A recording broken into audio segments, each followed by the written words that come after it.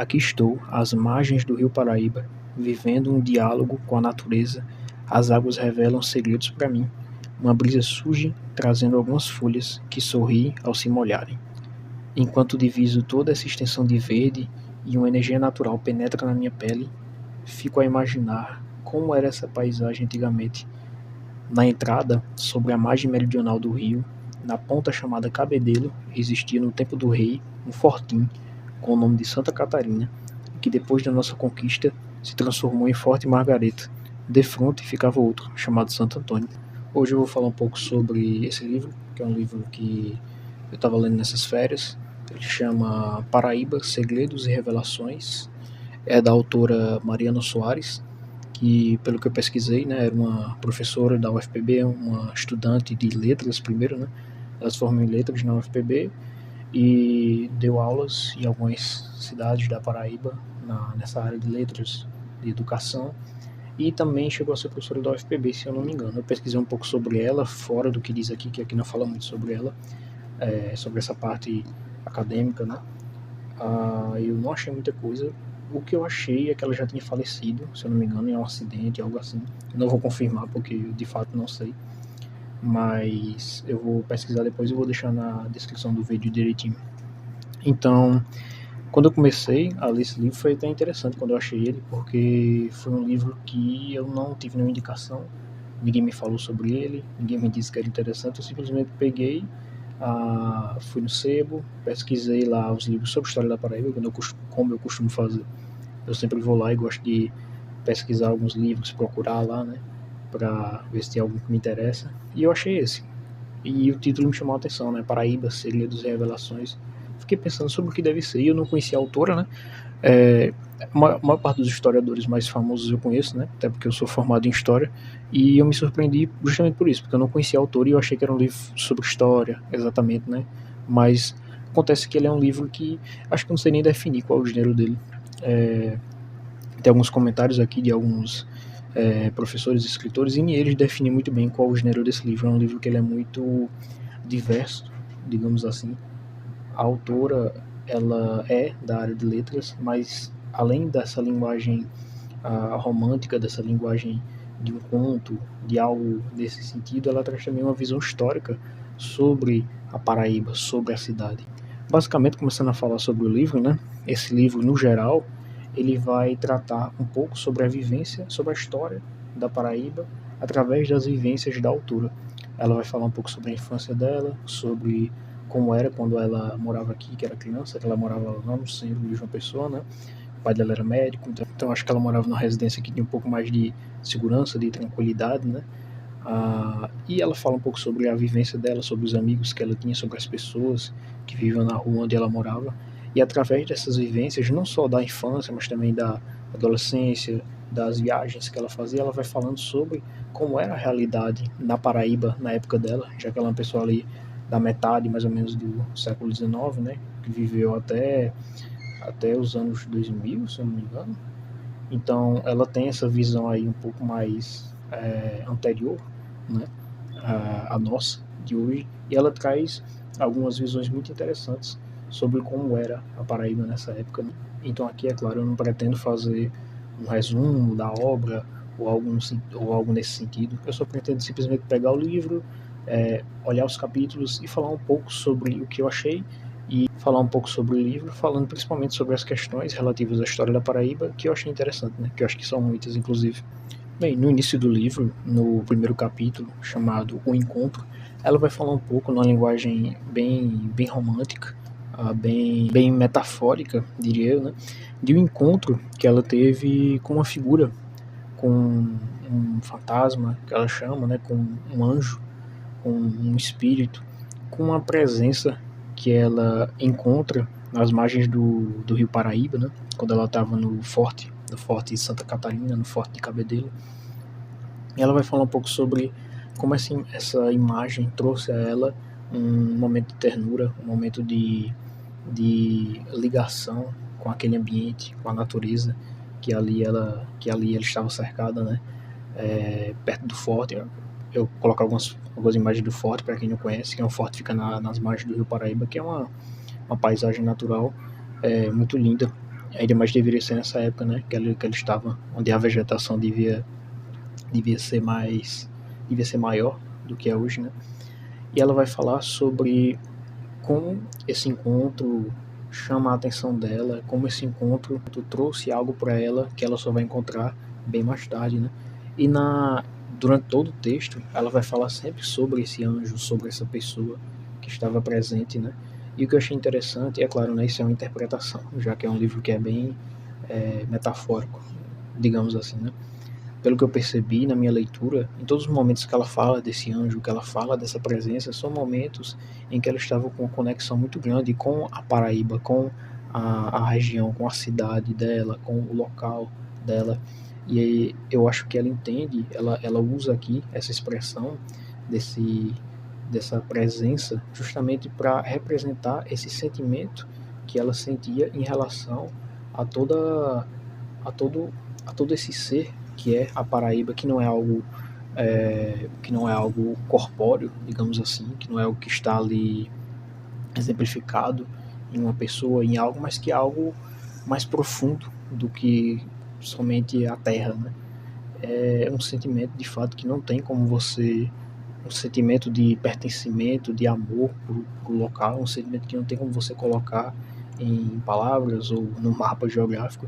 Então ela utiliza essa imagem desse ser, desse anjo, dessa, dessa criatura, digamos assim, como uma representação para esse sentimento. E eu acho isso magnífico, porque em todas as passagens ela utiliza essa metáfora e fica bem claro de você entender o que ela está sentindo nesse momento quando ela fala dessa presença.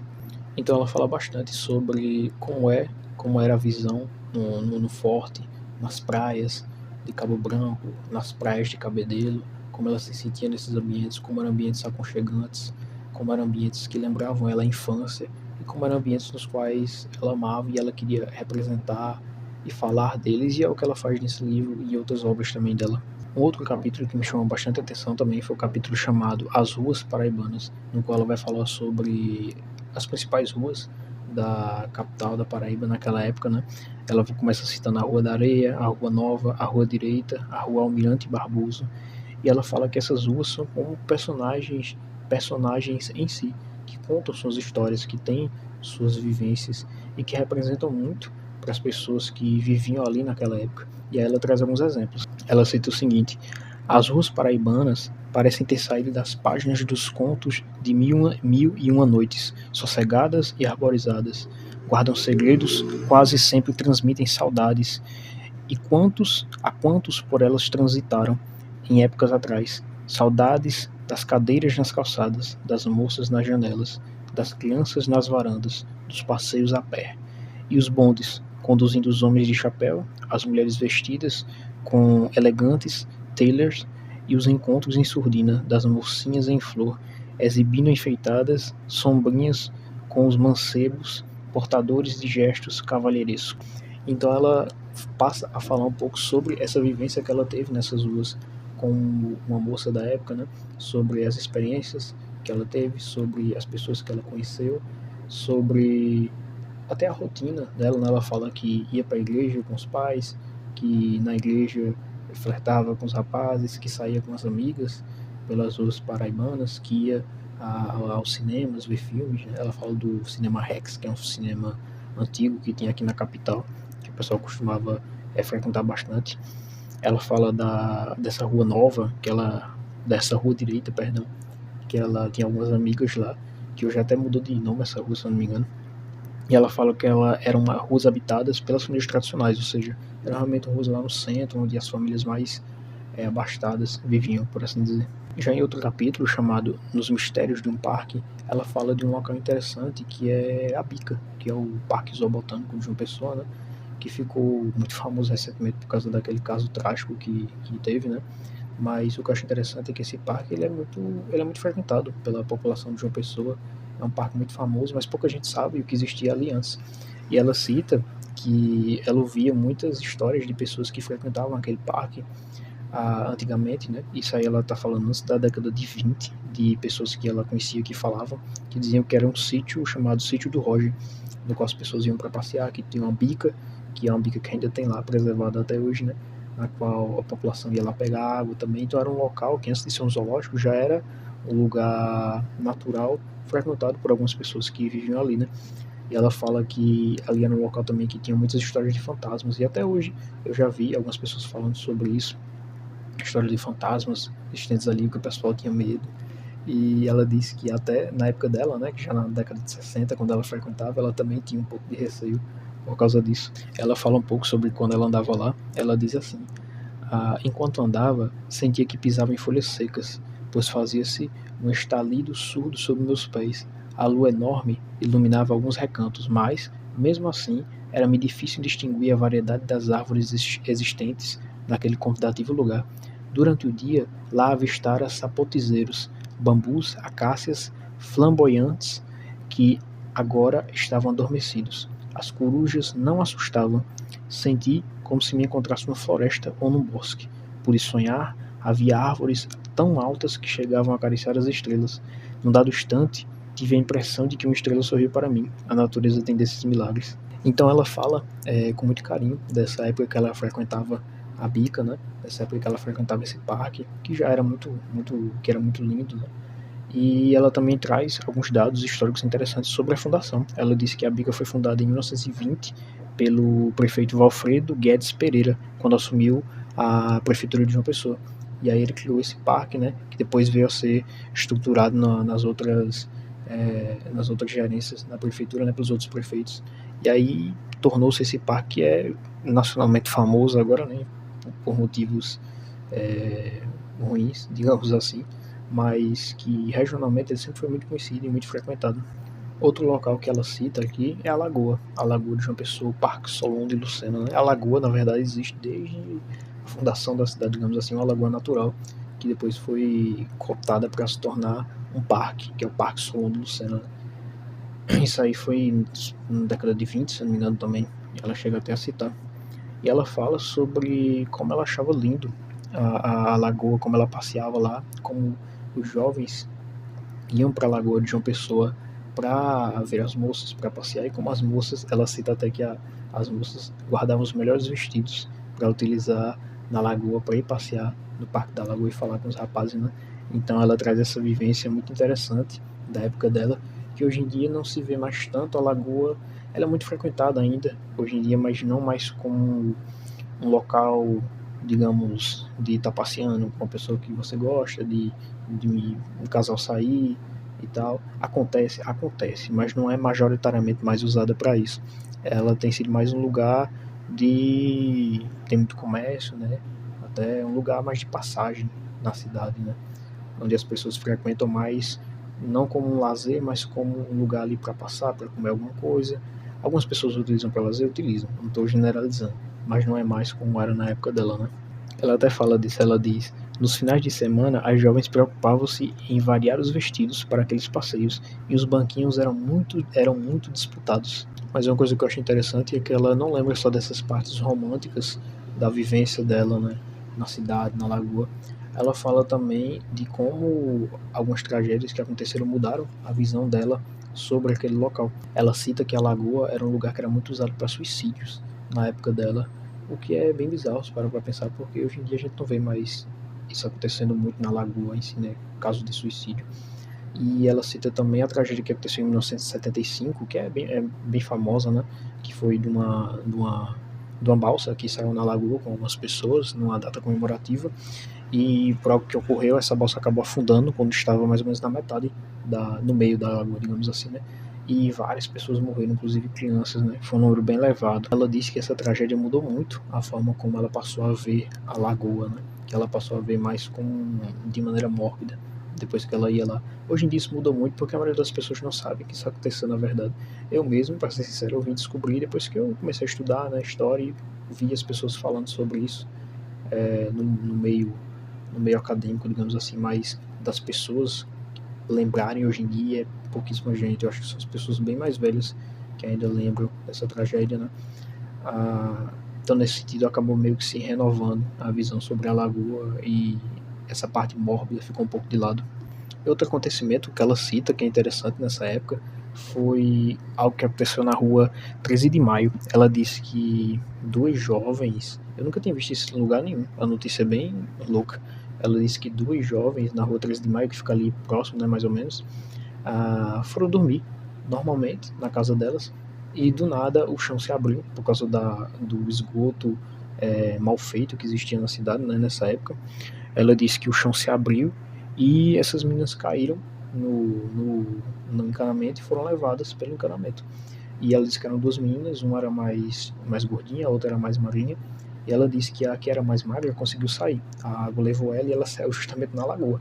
E depois saiu ali, começou a procurar socorro pelos quiosques e foi socorrida e terminou tudo bem, né? Graças a Deus. Mas ela cita que essa menina que era mais gorda, ela ficou presa no encanamento e acabou morrendo, né? Uma morte horrível, com certeza. E ela fala que isso também mexeu muito com ela, foi algo que marcou muito ela na época. E de fato é uma notícia bem bizarra e que acho que quase ninguém lembra mais hoje. Eu nunca vi ninguém falando sobre isso, a não ser nesse livro. Eu vim descobrir aqui. Ela também fala bastante sobre alguns lugares mais religiosos, né? Ela fala que ela frequentava algumas igrejas lá no centro, inclusive o convento de Santo Antônio. Ela fala que ela ia bastante lá para meditar, para rezar, para olhar as imagens, né? Ela fala que era um ambiente muito aconchegante e de fato até hoje é um ambiente muito legal para se visitar. Hoje tem muita visita a conteúdo mais histórico, também educacional, né? Tem pessoas lá que recebem quem quer visitar. Então é um ambiente que é muito interessante até hoje, que ela cita bastante aqui. Ela fala: a mim cabe gravar tão somente algumas impressões sobre essa beleza arquitetônica da Paraíba. Satisfaço-me em expor o que sinto, quando me encontro vivendo aqueles silêncios reveladores de um passado presente. As manifestações artísticas, algumas de autores desconhecidos, encontram-me em muitos dos seus espaços. Outro capítulo que eu achei bem interessante, eu diria que foi um dos mais interessantes que eu achei, é um assunto que eu gosto bastante, né? Que é o seguinte, é o capítulo chamado Casas Mal Assombradas, ou no mínimo estranhas, que ela vai falar sobre algumas casas que eram estranhas, né? E que passavam um ar de terror para as pessoas que viviam naquela época, né? E que conviviam naquele ambiente. Ela vai citar uma casa que ficava na Avenida Almirante Barroso, da qual todas as crianças, que ela frequentava bastante, né? Quando era menor, e ela vai falar que todas as crianças que brincavam com ela achavam que aquela casa era assombrada, que tinha alguém lá. Ela disse que eles viam presenças naquela casa, viam sombras, viam como se fosse alguém na janela olhando para eles, que viam coisas assim estranhas, né, de deixar qualquer um de cabelo em pé. E ela disse que depois ela veio entender por que isso acontecia. Ela disse que descobriu uma coisa bizarra, eu diria que até mais bizarra do que um fantasma, mas que descobriu que nessa casa tinham duas irmãs que moravam lá. E tinha uma terceira irmã que ninguém sabia que morava lá, que era uma mulher que era anã, e por isso ela cita o termo anã, né? Eu não sei se esse é o termo correto, mas enfim. Ela cita que essa mulher era criada praticamente em cativeiro, sem poder sair, sem poder fazer nada, porque as irmãs tinham vergonha dela. E ninguém sabia disso. Vieram descobrir só depois de que essa mulher adoeceu e acabou morrendo. Essa mulher que era anã, né? Ela acabou morrendo e todo mundo ficou horrorizado quando descobriu o que aconteceu. E ela disse que pessoalmente ela se sentiu muito baqueada e que ela sempre rezava para que essa mulher, agora que morreu, né, pudesse encontrar a liberdade, porque ela imaginava que ela ficava, que aquela sombra que eles viam olhando pela janela era justamente ela olhando para eles brincando na rua e querendo ter liberdade também, mas que é uma liberdade que ela não pôde ter nessa vida, né? E aí ela cita que ela gostaria que ela tivesse essa liberdade na próxima vida, já que nessa não foi possível. Então é algo bem pesado, bem pesado mesmo. É mais pesado do que qualquer história de assombração, né? Então eu acho interessante como ela traz nesse capítulo toda essa perspectiva de assombrações e tal. E ela cita algumas realmente, né? Que o pessoal falava lá como lobisomens, fantasma, esse tipo de coisa. Lá na região que ela morava, né, no centro, que é uma região bem.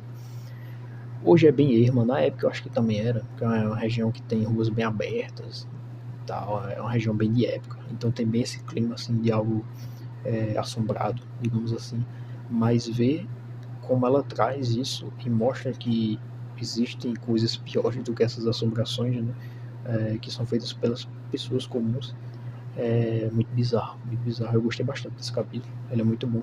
Ela cita assim no início do capítulo: por mais incrível que possa parecer, também andam à solta aqui os fantasmas, mau espíritos, lobisomens, tirando a paz de muita gente. e ao lado das histórias fantásticas, outras bem reais. Outro capítulo interessante é o capítulo que ela vai falar sobre as praias da Paraíba. Ela já falou um pouco sobre aquela experiência que ela teve em Cabedelo, né, como introdução ao livro, com o fantasma que ela vê, né, e ela vai falar um pouco sobre as belezas das praias e quando ela encontrou de novo com esse fantasma, que, reforço novamente, eu acho que é algo figurativo que ela coloca para representar justamente essa ligação dela com a Paraíba. E ela vai falar sobre como as praias de Cabo Branco, que eram um cartão postal, né, de João Pessoa na época, eram moradias também para pessoas, é claro, pessoas de maior renda, né, mas que também tinham uma vizinhança, digamos assim, muito amigável. Ela cita de como ela andava lá e como cumprimentava as pessoas, como conhecia os vizinhos. Ela fala até que o José Otávio morava lá, que é um historiador bem famoso, né? Enfim, cita os cafés que ela ia, onde ela comprava doces e toda a vivência dela naquela região de Cabo Branco.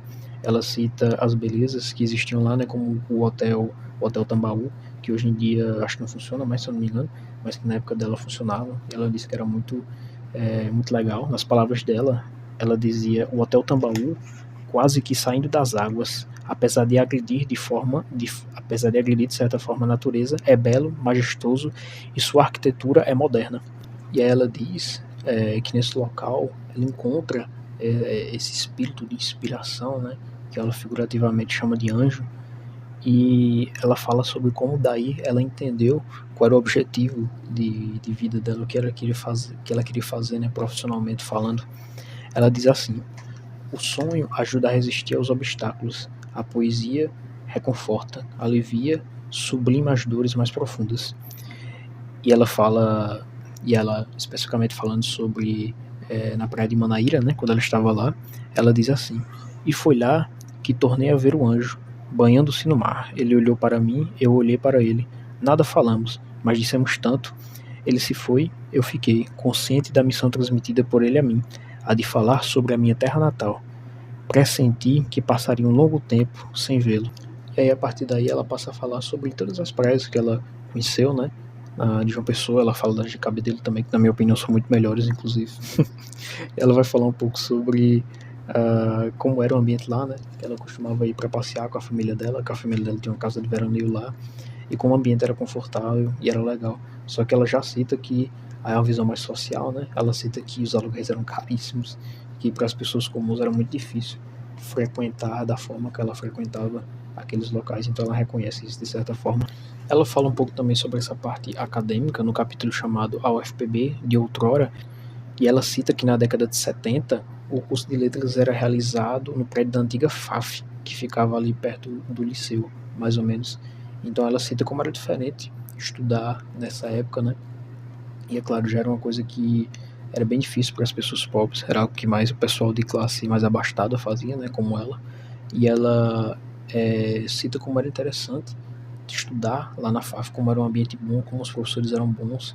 E ela fala que depois que o curso foi transferido para a unidade 7 da UFPB, as pessoas gostavam, né, do ambiente. Ela cita até que era interessante, que parecia uma universidade dentro da floresta, quando ela começou a estudar lá. Na década de 70, eu imagino que a UFPB devia ser bem mais arborizada do que é hoje. É claro, a UFPB é muito arborizada, não querendo dizer que ela não é, né? Mas nessa época, em 70, devia ser bem mais, né? Devia ter bem menos prédios do que tem hoje em dia. Então ela fala disso, de como parecia uma universidade dentro da floresta de verdade. Só que depois ela cita que, por causa da gestão e tal, eles passaram a ter dificuldades em manter o curso. Os professores começaram a reclamar de questão de salário, esse tipo de coisa. E ela fala que depois que o curso dela saiu da FAF e foi para a UFPB sede, eles tiveram muitos problemas. Mas que ainda assim ela continuou, né, e acabou terminando o curso dela. A partir daí, a autora ela vai falar sobre muitas coisas relacionadas à área das letras, né? Que é a área dela, vai falar sobre poetas paraibanos, sobre autoras mulheres paraibanas, né? Que eu não vou nem tentar citar todas aqui, porque é muita gente. É muita gente, eu não conseguiria, eu já tô prevendo que esse vídeo vai ficar muito grande. Então, vou dar uma corrida para terminar logo. Mas só queria ressaltar isso, que ela fala de muitos autores, de muitas pessoas de relevância na área das letras, né, do português, da poesia, mas além disso ela fala também de políticos, de pessoas importantes, relevantes que ela conheceu na época. Ela trabalhou no Museu José Lins do Rego, né, no acervo José Lins do Rego, que existe ali onde é o Centro Cultural, né, hoje. E ela cita o Espaço Cultural, perdão, e ela trabalhou lá, ela fala, né, e ela cita que conheceu uma mulher que conhecia o José Lins do Rego, e ela faz uma entrevista com ele, é muito engraçado, porque o José Lins do Rego, ele é um dos maiores autores paraibanos, né, inclusive eu adoro os livros dele. O livro dele, Menino de Engenho, pra mim é um dos melhores livros, assim, que eu já li. Eu não sabia que ele era um autor paraibano, depois que eu li, que eu fui descobrir. Eu fiquei, caramba, isso aqui é de um paraibano, que legal. Enfim, voltando aqui, né? Nessa entrevista, essa mulher, ela fala que o Zé Lins do Rego, ele era alguém que sempre foi muito inteligente, mas que ele não gostava muito de estudar, que os pais dele colocavam ele para ir para a escola meio que a pulso, que ele não queria ir. E ela fala também que ele era alguém que era uma pessoa boa, mas que tinha muitas manias, que era uma pessoa hipocôndrica, que tinha muito medo de morrer, que ela diz até que ele não podia ter uma gripe, que ele tinha que fazer tinha que bater uma tomografia para saber se não estava com pneumonia, ou com tuberculose, ou qualquer outra doença assim. Então ela fala que isso era muito engraçado. Mas que ele era uma pessoa muito boa e que mesmo depois de ficar reconhecido, digamos assim, pelas obras dele, né? Ele já era uma pessoa de posse, mas mesmo depois de ficar reconhecido, ele sempre foi uma pessoa que tratou muito bem todo mundo na região em que ele morava. Enfim, isso eu peguei alguns capítulos do livro dela que eu achei mais interessante, né? Para falar mais sobre essa parte da história também, e foi ressaltando, mas tem muita coisa que ela traz aqui que eu não citei, que fala bastante sobre poesia, sobre a área acadêmica de letras na Paraíba, né? Nessa época, e principalmente sobre pessoas também que ela retrata. Ela fala um pouco até sobre o José Américo de Almeida, que foi governador da Paraíba, né, que era um grande político daqui. Fala do Celso Maris, enfim, diversas outras pessoas. Do pai dela também ela fala mais dessa parte pessoal, né, dela, que também é interessante. Ela traz muitas reflexões que dá para se aproveitar dessa vivência dela. Eu acho interessante que até alguns desses personagens responderam ela, e tem aqui algumas respostas deles, né, como prefácio, ou, ou, ou só como uma citação mesmo. O próprio José Américo, ele ainda era vivo na época que saiu o livro, e ele ele tem uma nota aqui dele, agradecendo sobre o retrato, digamos assim, que ela faz dele, né? Ela fala dele como uma pessoa muito sábia, mas como uma pessoa muito vivida, e que acrescentou muito para a história da Paraíba. E ele agradece isso, esse elogio no livro dela. Então, depois de fazer essa reflexão, não só sobre a história da Paraíba, mas sobre a vida dela ao mesmo tempo e sobre toda essa trajetória, ela finaliza dizendo o seguinte: e mergulhada nesse clima, um tanto irreal, um tanto sombrio, um tanto belo, conscientizei-me ainda mais da grandeza da minha terra e do valor de muitos dos seus vultos. Paraíba, vida, natureza, poesia. Então, assim, agora para finalizar esse vídeo, que eu acho que vai ficar gigantesco, né? Eu sei que esse vídeo não. Eu sei que esse livro não é um livro de história, que ele não tem a ver com a história da Paraíba em si, digamos assim, mas eu acho que é um livro que acrescenta muito para a nossa história, para a nossa visão sobre a Paraíba, né? Principalmente na época em que ela viveu, porque eu acredito que livros desse estilo, né, livros um pouco mais pessoais, eles têm uma riqueza muito grande que muitas fontes históricas não têm, que é a de trazer justamente a visão de uma pessoa comum naquela época. Eu sei que ela era uma pessoa abastada, digamos assim, era uma pessoa que tinha certa riqueza, mas ela não era uma pessoa que teve um grande poder. Ela foi um estudante, uma apreciadora de poesia, das letras. Então, é interessante ver a visão de uma pessoa assim sobre a nossa Paraíba do século passado, principalmente, né, do começo, da metade do século passado, digamos assim, que conheceu pessoas que viveram o início do século, que conheceu histórias, que teve vivências e que retrata isso nessa obra. É claro que falar do ponto de vista dela como uma verdade histórica não tem como, né? Opinião, vivência não é história, é opinião, é vivência. Mas isso acrescenta muito para nós que estudamos a história da Paraíba. Então, eu acho que vale muito a pena você ler essa obra, você conhecer essa obra. Como eu disse, eu comprei ela no Sebo Cultural, lá na Lagoa. E foi baratinho, acho que foi R$ 12, se eu não me engano. Acredito que não tem muita procura, né, sobre ele, mas eu acho que para quem gosta de história da Paraíba, para quem quer se sentir imerso na Paraíba de outra época, esse é um livro perfeito para isso, porque lendo ele você se sente com ela passeando pela Paraíba, conhecendo as praias, conhecendo os locais, os cinemas, as praças, conhecendo pessoas daquela época. É uma certa imersão histórica em um tempo, em um espaço que nós conhecemos, mas em um tempo que já passou, que nós não podemos mais acessar. Então é isso, para quem aguentou minha ladainha até agora, eu agradeço muito. Eu sei que eu falo demais, mas quando eu gosto de alguma coisa eu realmente falo muito, não tem muito o que fazer da minha personalidade. Mas enfim, eu agradeço muito a quem assistiu até aqui e posteriormente terão mais vídeos. Pretendo fazer mais vídeos sobre outros livros, né? Acho que eu não vou mais falar muito sobre livros desse estilo, esse realmente foi um ponto fora da curva, que eu gostei bastante desse livro e eu queria falar dele, mas as análises vão ser focadas em livros mais sobre história em si, a partir de agora, né? Eu agradeço e quem quiser continuar acompanhando, eu vou tentar postar vídeos com mais frequência agora. Eu estava esperando resolver algumas coisas na minha vida, tá participando de seleção do mestrado, esse tipo de coisa, mas agora que eu tô mais livre, eu vou tentar focar um pouco mais nesse canal e tentar colocar um pouco mais pra frente. Eu sei que isso não vai estourar, ninguém se interessa por história da Paraíba, verdade. Então é isso, muito obrigado por ter assistido e até a próxima.